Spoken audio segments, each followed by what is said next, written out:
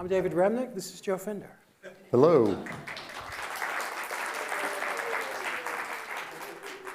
Apparently downstairs. I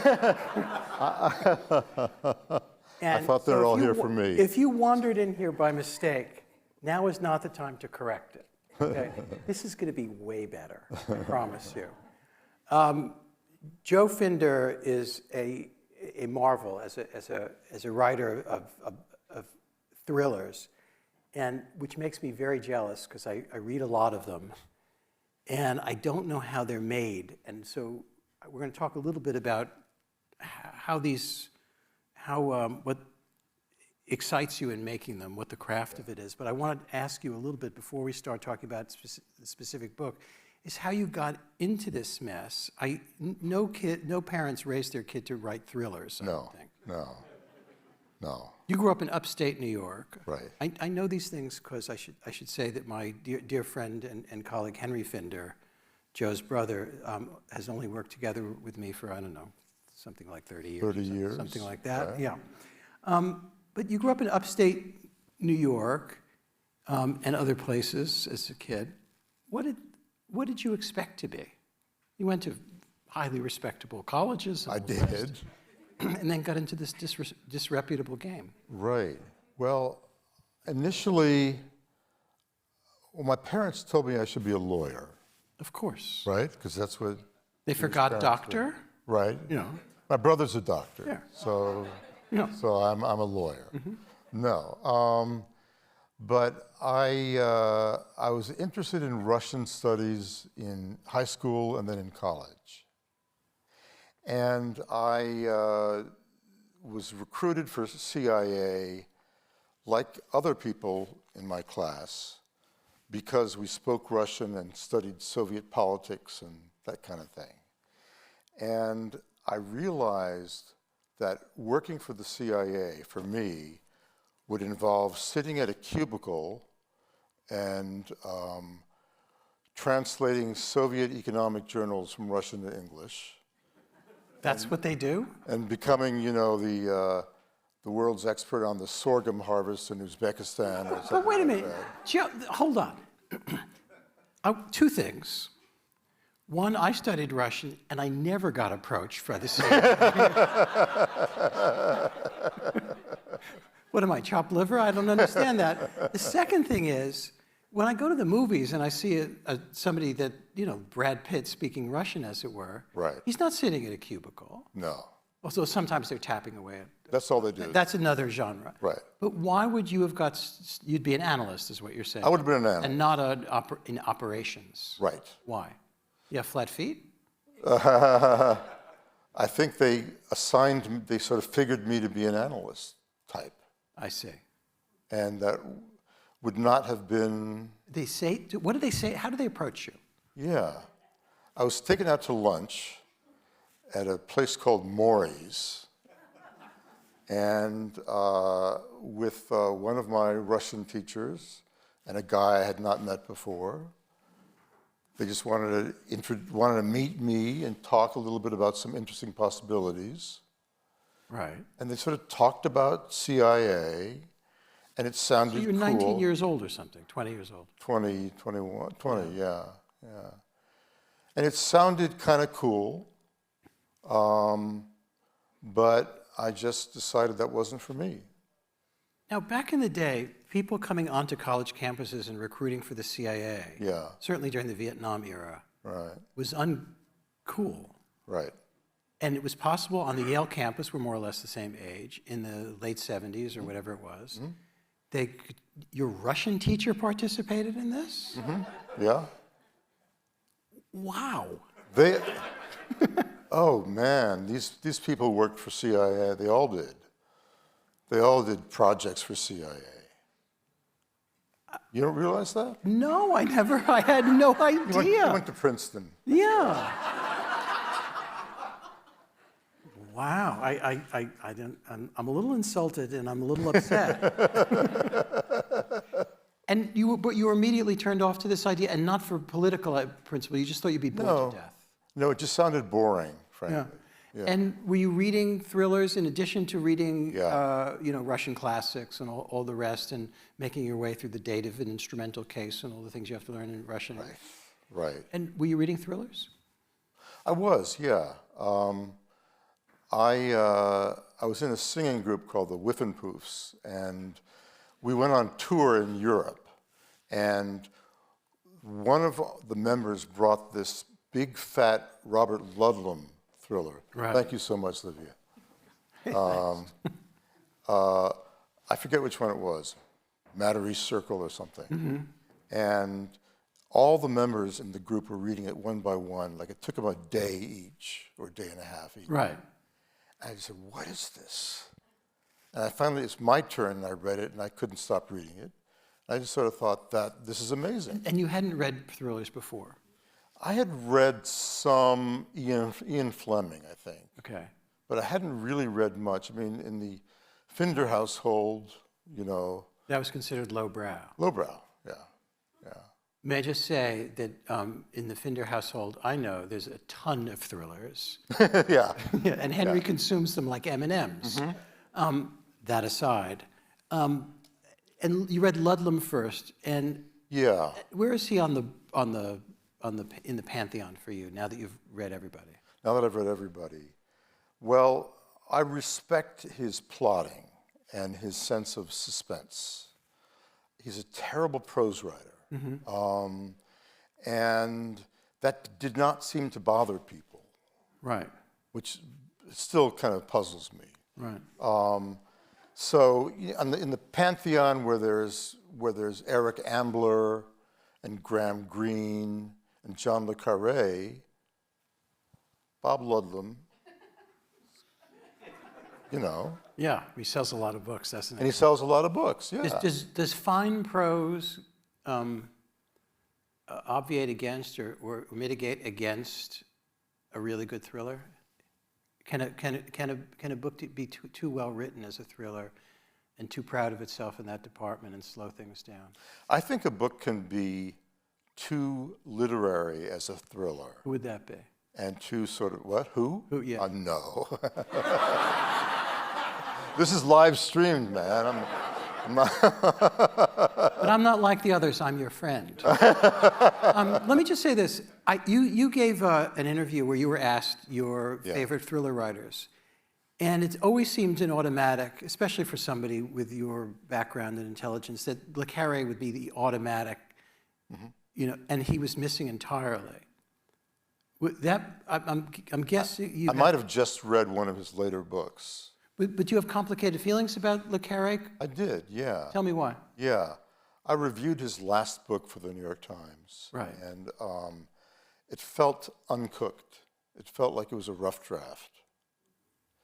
And I wish it hadn't been published, frankly. I wasn't. Spy running in something or other, yeah. And I think the Sun may have propped it up. I think that's right. Yeah. The Sun did some editing on it. So his later books, I thought, were not terrific. But that doesn't obviate the fact that he wrote some of the most amazing thrillers, including The Spy Who Came In From the Cold. Sure. And the whole Tinker Tailor series. So I think he's fantastic, and the prose is a big part of it too. What is he not good at? What frustrates you about le Carré? He's not good at. Gosh, I'm criticizing John le Carré. He's dead. You're okay. I think he can be slow and way too contemplative. Right. And sometimes you don't know where you are. Yeah, and he doesn't have signposts Right. that indicate where you. Is there, and I want to get into your Russian studies thing, but is there for non-thriller readers, the few of you that might be here, is there an ideal thriller that you would recommend to somebody to get the addiction? The Spy Who Came In From the Cold. It's a simple, powerful, well-written, I think that's one, for example. Right. Now, you studied at the Harvard Research Center, and what specifically were you studying? I was studying Russian and Soviet politics and Soviet intelligence. And this was only a 2-year program. And I did it because I didn't know what else to do. I know the feeling. Yeah. And this leads to your first book? It did. It led to my first nonfiction book. Red Carpet. Called Red Carpet, which was largely about Dr. Armand Hammer. You should explain who that is. I don't think Doc- everybody remembers yeah, Armand Dr. Hammer. They think it's something you clean the sink with. Right. Okay. All right. He is kind of forgotten by now, I think. Dr. Armand Hammer was the CEO of Occidental Petroleum and known to be Lenin's favorite capitalist. And I read a People magazine profile of him. At the same time, I was reading the letters of Lenin in Russian for one of my classes. Mm-hmm. And I found a letter from Lenin to Dr. Hammer, and it called him Comrade Hammer. And I knew that when a Soviet leader called you comrade, that meant you were a member of the Communist Party, without exception. It wasn't just a nicety. Not just a nicety, no. So I sort of thought, there's got to be a story here. And I did some digging, and it turned out that Hammer's father founded the American Communist Party. And I'd also heard, I did some calling around, talked to some sources, including a guy named James Jesus Angleton, mm-hmm.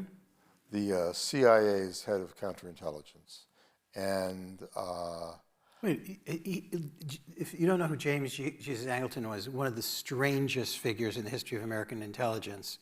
I mean, really deeply strange. Yes. And some graduate student from Harvard calls him up and he talked to you? Yeah, and he was a drunk, I think, when I talked to him.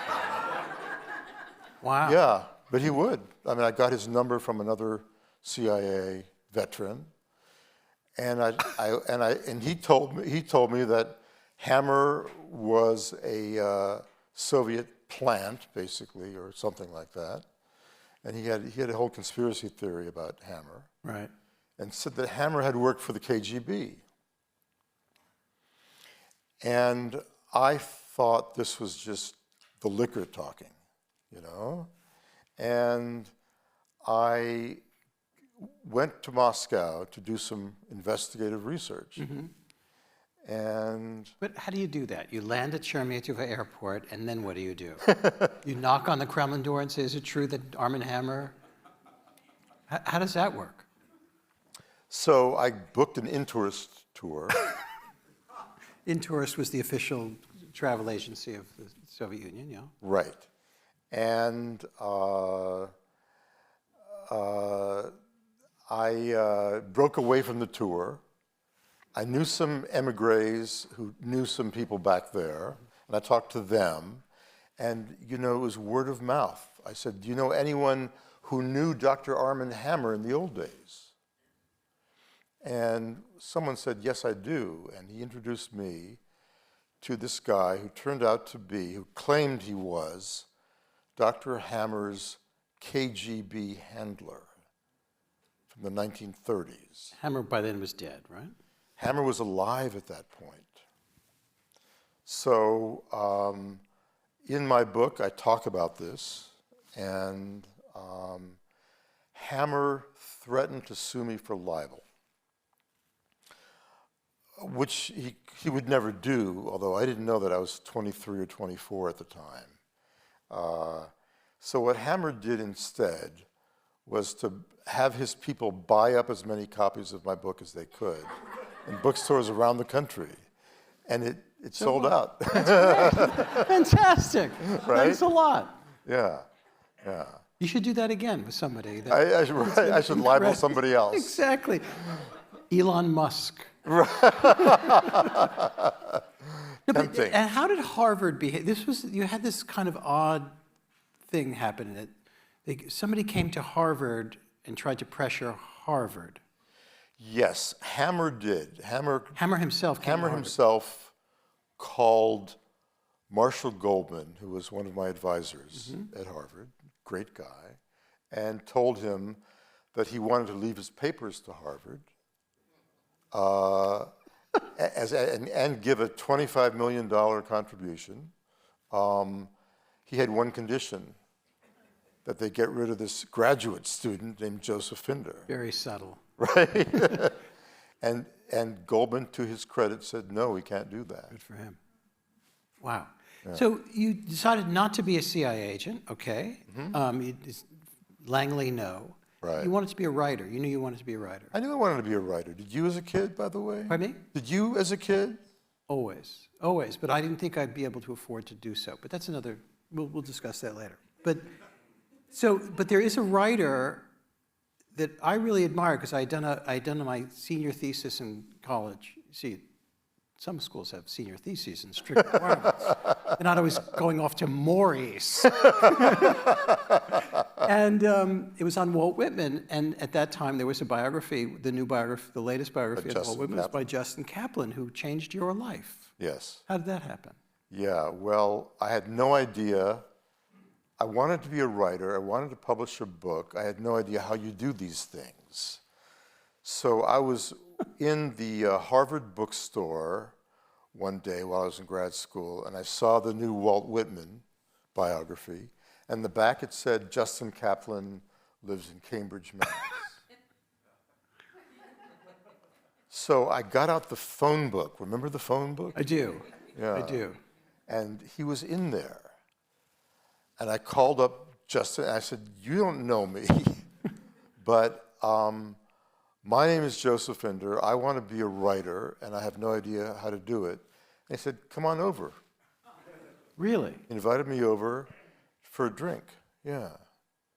And he was a big deal. I mean, he had published, I think, a Pulitzer Prize-winning biographer. Yeah.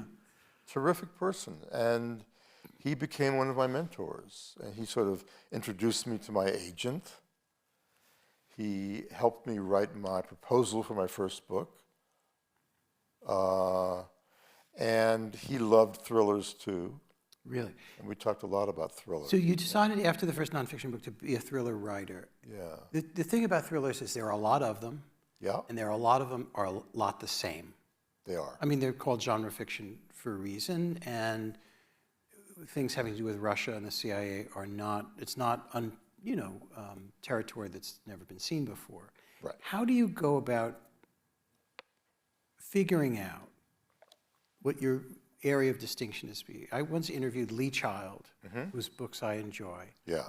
But he did a very clever thing. He had a job at the BBC, and he got fired during Thatcher. He was not a child. He was in his mid-40s.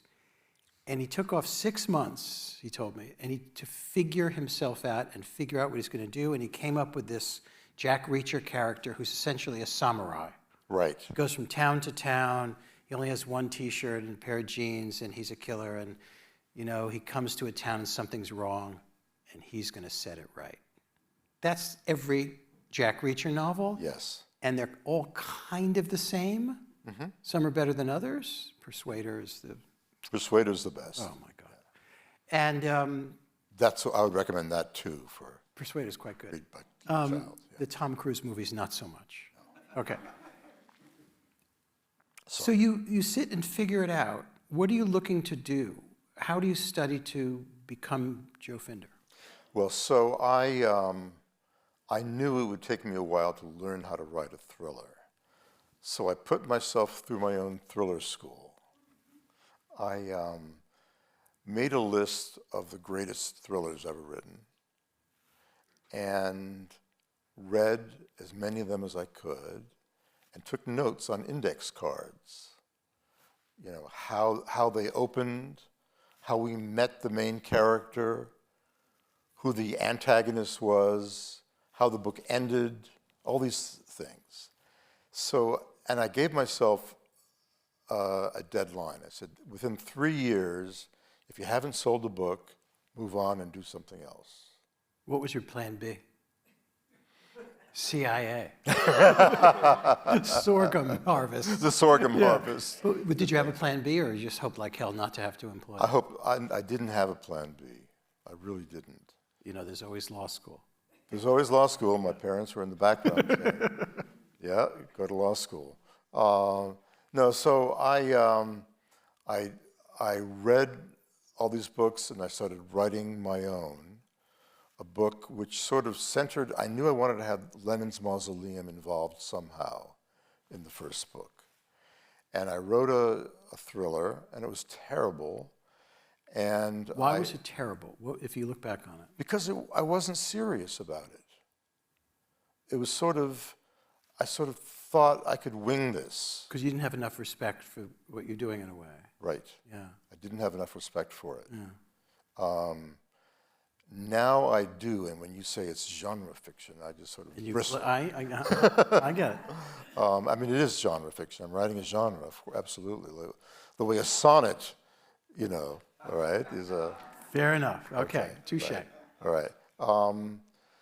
But so and I sent it to an agent, and he turned it down, and I called him up, and I said, and he didn't want to hear from me, of course. I said, I'm not calling to argue. I just want to know, what did you not like about it? Mm-hmm. And he sat on the phone for about 45 minutes with me. Wow. And went through what he thought, what didn't work about the book. And I took notes, and I did another draft, and about 6 months later, I sent it to him again, and he turned it down again, and I called him up again, and I said, I thought I did everything you said. And this guy must have been so exhausted of me. And he's working for free. Yeah, working for free, not getting anything out of this. No. Yeah. And then at the end of this call, he said, but don't send it to me again, please. So eventually I found, I got a draft that I was happy with, and I sent it off to, I think it was Tom Clancy's agent. Right. And I got it back with a paper clip on page 55. And the note accompanying the rejection, the note said, I stopped reading on page 55. If you haven't grabbed the reader by then, it's not going to work. I see. So I sent the exact same manuscript off to Robert Ludlum's agent, a guy named Henry Morrison. And Morrison called me up and said, if you're willing to cut the first 60 to 80 pages, I'd be willing to represent you. And I realized there are different kinds of agents, and this guy was willing to work with me. Right. And he did. So in a way, your agent became your editor. Yeah, yeah. And my agent today is my first editor, too. Or my second. My first is Henry, my brother. He's awfully good. Yeah, he's not bad. Yeah. But my agent's my second editor. Yeah. Okay, so there was an essay long ago by Edmund Wilson, who was a literary critic for the New Yorker, among other places.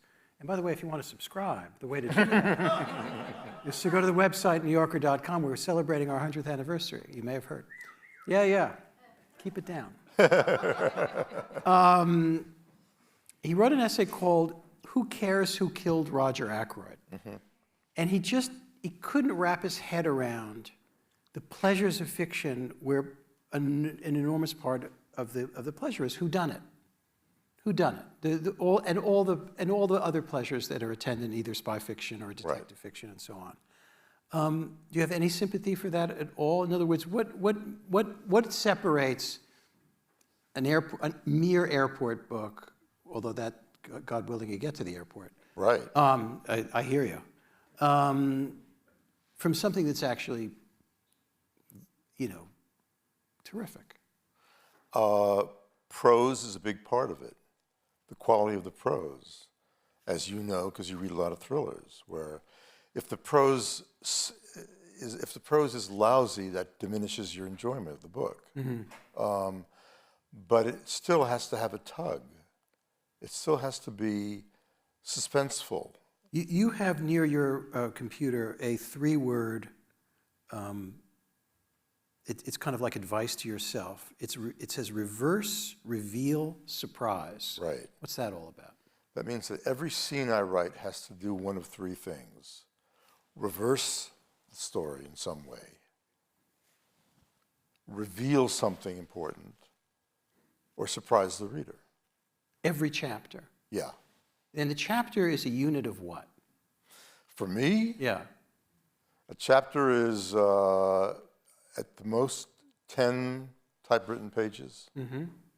So about 5 or 6 printed pages at the most. Okay, so we now, there's 20 books? It's actually... I thought 17. 17. But who's counting? Right. Okay, 20 will come. Keep drinking pomegranate juice and exercising. You're writing about an oligarch. Yeah. And let's talk about that a little bit. The title of the book is The Oligarch's Daughter. What is an oligarch in the Russian context? Well, an oligarchy is ruled by few. And 25 years ago, or so, a little bit more than that, in the 1990s, when Russia decided to try to privatize, they essentially allowed cronies, people who knew other people in the government, to accumulate shares in these corporations, which were the old Soviet industries that were going private. So it was kind of an auction of Russia's major assets, and it turned 7 people largely into billionaires. It's a complicated process. So they why were they allowed? We're talking about Boris Berezovsky and Roman Abramovich and so on. Why were they allowed to buy up these television stations, aluminum concerns, oil wells and oil fields and all the rest? Right. Why them and not somebody else?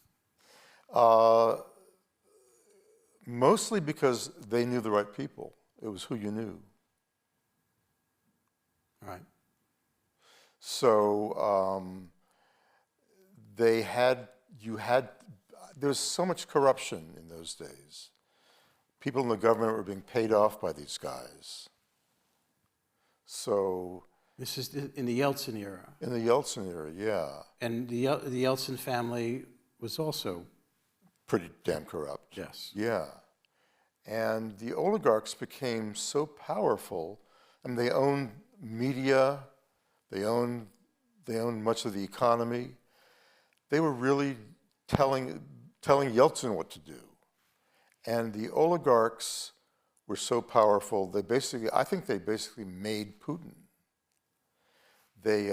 Boris Berezovsky, one of the oligarchs,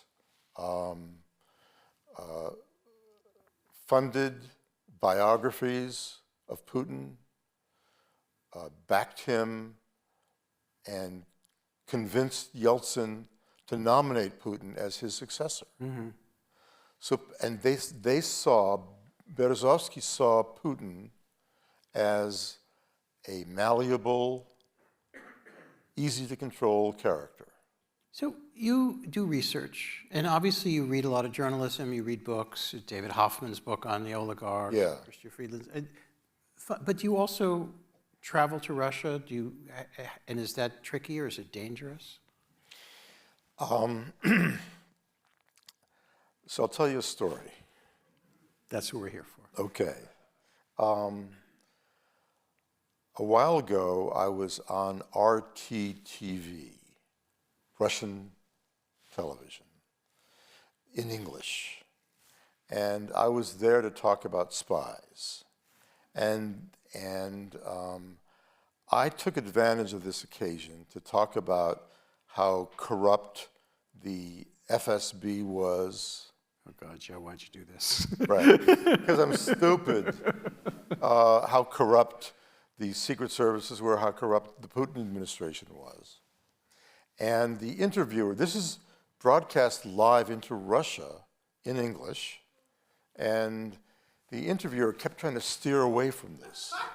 And I kept going. You weren't getting the hint? Eventually, they cut me off. And a few months later, I have an office outside of my home in Boston. A few months later, I went into my office, I sat down at my computer, and I went to reach for the mouse, and the mouse was missing. The cat ate it. And it was just gone. it was just gone, and I thought maybe the cleaning lady had accidentally thrown it away or something, I don't know. So I went to grab the mouse that my assistant had in the other room, and that was gone too. And then I noticed that my backup drives were missing. And nothing else, no money, nothing valuable was taken from the office. Somebody was sending you a message. Yeah. So I brought in eventually an FBI guy who said, "Were you on Russian TV?" I said, "Yeah." And he said, "That wasn't so bright." And he basically told me that the GRU, mostly the Russian military intelligence, they contract with emigres to do black bag jobs in the US and the UK and other places. And this was their way to send me a message. And I said, "Well, so why did they take the backup drives?" And they said, "Because you mentioned your sources in the CIA." You want to know who it is? They want to know who it was, yeah. And I said, "So why'd they take the mice?" And the guy said, "So you'd notice." Yeah. Wow, that's a little spooky. Yeah, so he said, "Do you have any plans to go to Russia?" And I said, "Well, probably." And he said, "Don't." When was the last time you were there? Oh my God. Long time. Long time ago. It's bad. Yeah. I don't think I'll ever be able to go again. Really? No. No, they know who you are and they know who I am, and they're not pleased with this. And the correspondents who, we were sending quite regularly, Masha Gessen, Josh Yaffa, who either lived there or had a, multiple entry visa, they can't go. Every friend I have that lived in Moscow is living elsewhere now. Berlin, Istanbul, Armenia, here, they're all gone. The outflow of Russian intellectuals, the people that you were most likely to know, right, other than your, spy friends, they're almost all gone. Computer programmers, it's the outflow is, it's not Constantinople in the 20s, but it's significant. Yes. Does that matter to you? And they arrest people too. Oh yeah. Right? And I mean, if I were arrested, I don't have the Wall Street Journal behind me That's right. to advocate for me. That's right. So I'm not flattering myself that I'm important. I just think that I could be You don't arrested. have to be important. All you need to be is there and convenient. Yes, I think that's right. And you're trade meat. To get it. So let's talk about the research for a novel about oligarchs. There are scenes that get what Tom Wolfe used to call status details. Absolutely right, about yachts, about what people wear. You don't overdo it, but there's a certain amount of brand names. And Some. It's really, it reminded me of the rightness of the status details of something like Succession. Yeah. And you don't get that right by accident. Yeah. So how do you prepare for a book like this? Well, can I first... Somebody's going to hand me some questions at some point. Can I first tell people what the book's about? Please, go ahead. All right. So very simply, it is the story of a regular American guy who falls in love with the daughter of a Russian oligarch, not knowing she's the daughter of a Russian oligarch. And then American intelligence comes to call and decides they want him to inform on his father-in-law, because he marries into this family. And he's not just any guy. And he's not just any guy, he's an oligarch, No, no, no. Our hero. Our hero. Pakistani guy. He's got some skills. He's got some skills. He speaks a little Russian. And he's not a marathon runner or anything like that, but he's clever. Yeah. He's clever because you want your thriller hero to be clever, somebody that we admire. So our hero finds himself trapped between the FBI, who wants him to inform, and his father-in-law, who may not like being informed upon, and the Russians And he's don't a very fool around. menacing father-in-law. But the father-in-law is Kind of menacing, but also kind of charismatic and Hamish. You know. and Hamish, right? Yeah. Calls him in for a pastrami sandwich or something like that, right? So we have this American guy, Paul, who marries into this extreme wealth and is sort of shocked by it. And he goes to Thanks so much. goes on the father-in-law's yacht. So I'm sorry, you asked me how I did research. Yeah. To get the details right. To So bring the thing alive. And so you're not just saying it was a very opulent boat. Right, Yeah. right. So I tracked down the captain of a super yacht who is hired by oligarchs Yeah. to captain their yachts, their super yachts. And he turned out to be one of these great sources. What kind of details did he give you? Oh, he told me about the lobster tanks, for example, the tanks of lobsters, Yeah. and the ice cream freezers, and the fact that in the belly of some of these yachts, in the tender garages, as they're called, were submarines. Well, you have to have a submarine. What are you going to do without a submarine? Now, this book comes along not just at any time. It comes at the moment of, we're now in year 2.5, 3 years of the invasion of Ukraine. That have any bearing on your thinking about this?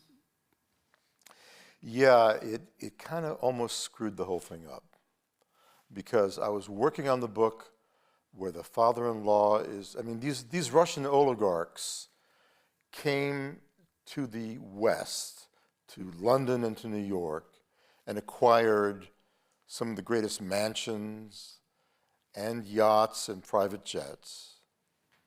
And they were kind of merchant princes. They would contribute philanthropically to museums. The Tate has a building named after Blavatsky, for example, to museums and universities, and they kind of virtue washed themselves.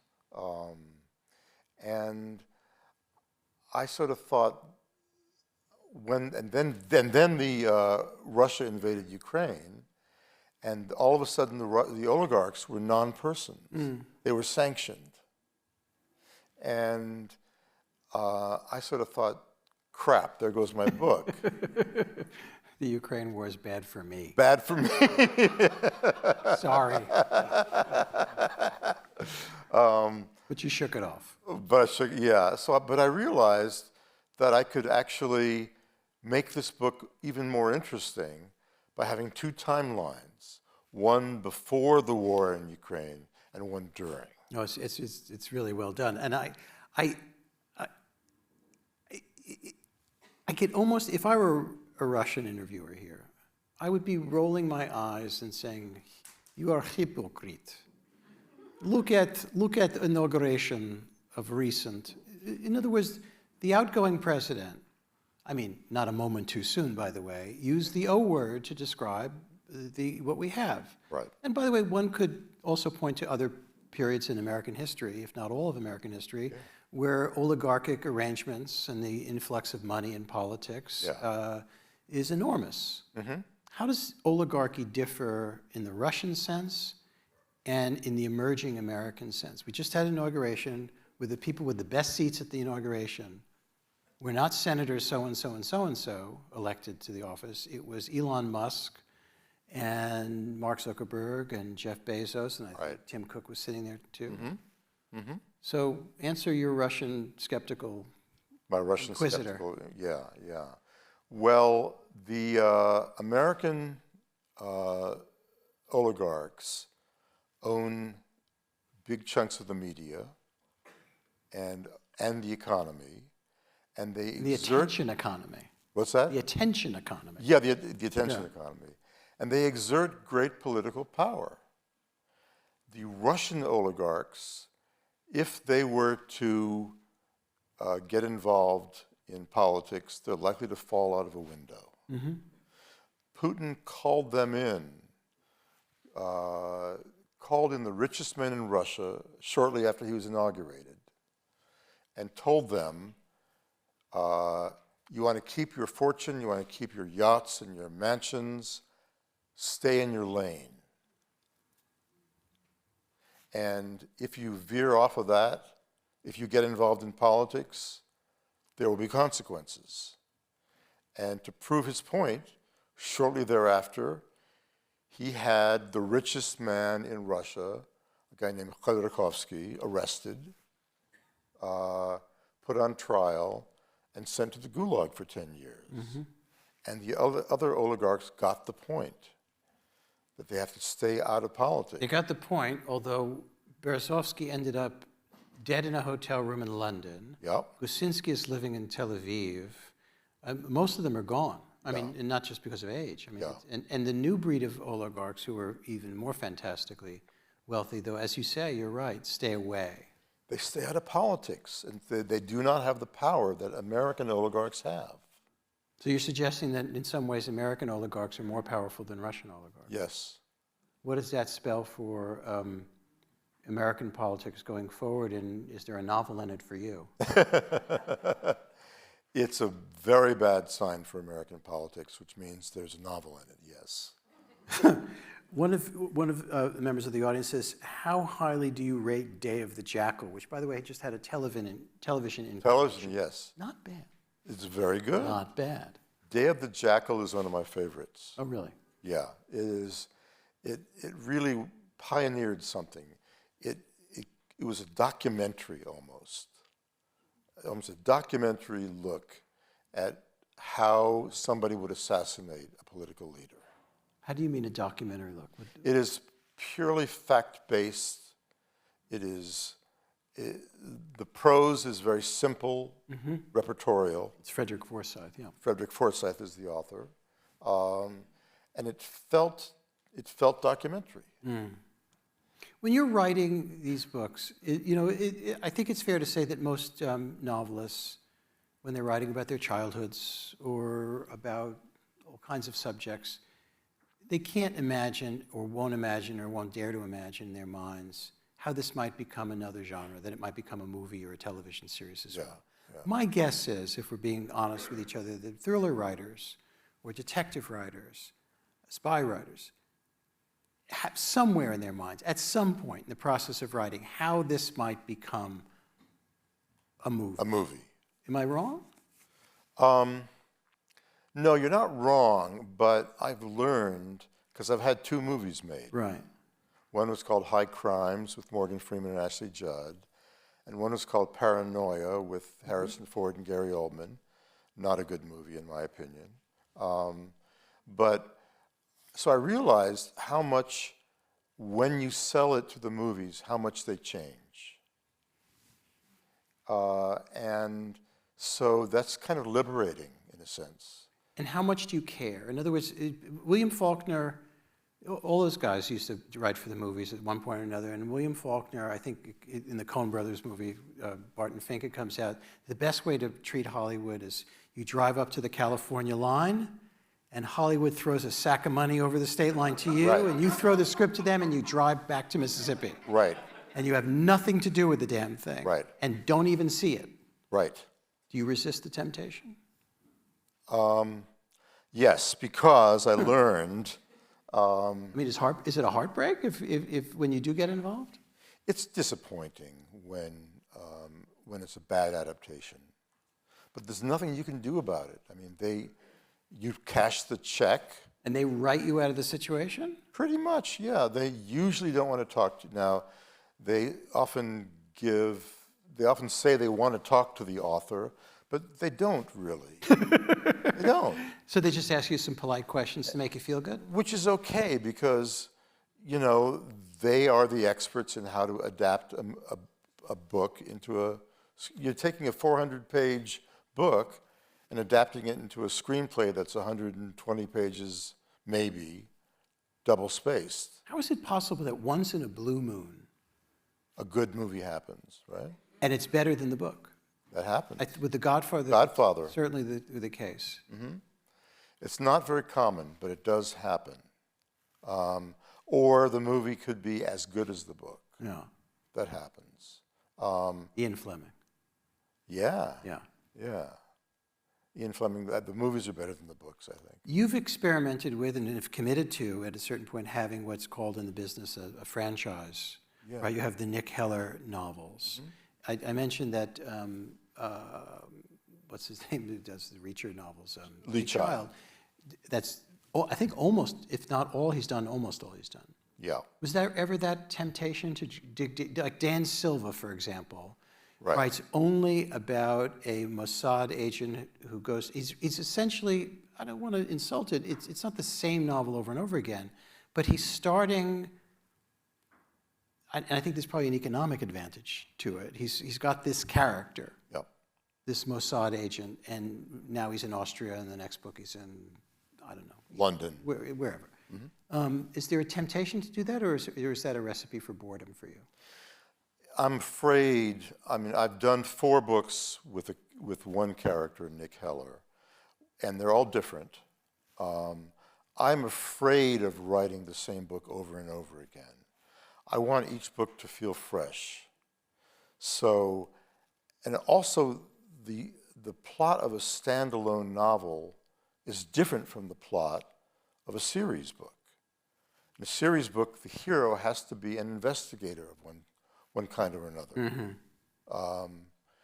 When you write a standalone book, you can have the main character have his life turn upside down. You can't do that in a series, book after book after book.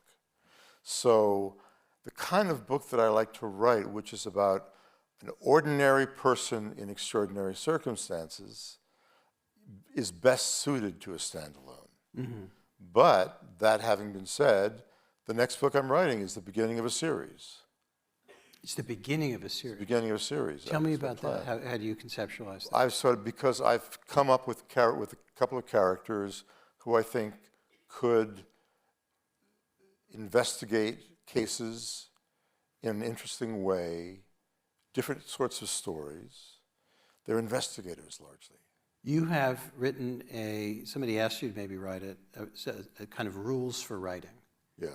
And they are not fancy. They are not highbrow and airy-fairy at all. They feel highly practical, and maybe there's some writers or would-be writers in the audience, and I want you to listen to this very carefully because they are the most sensible rules for writing I've heard in a long time. Can you at least expand on them a little bit and tell us? You mean Elmore Leonard's rules? Your rules. My rules for writing? Yeah. Do I have that? Have I done that? You do. I can. Seriously? There are a lot about deadlines and yeah. Wow.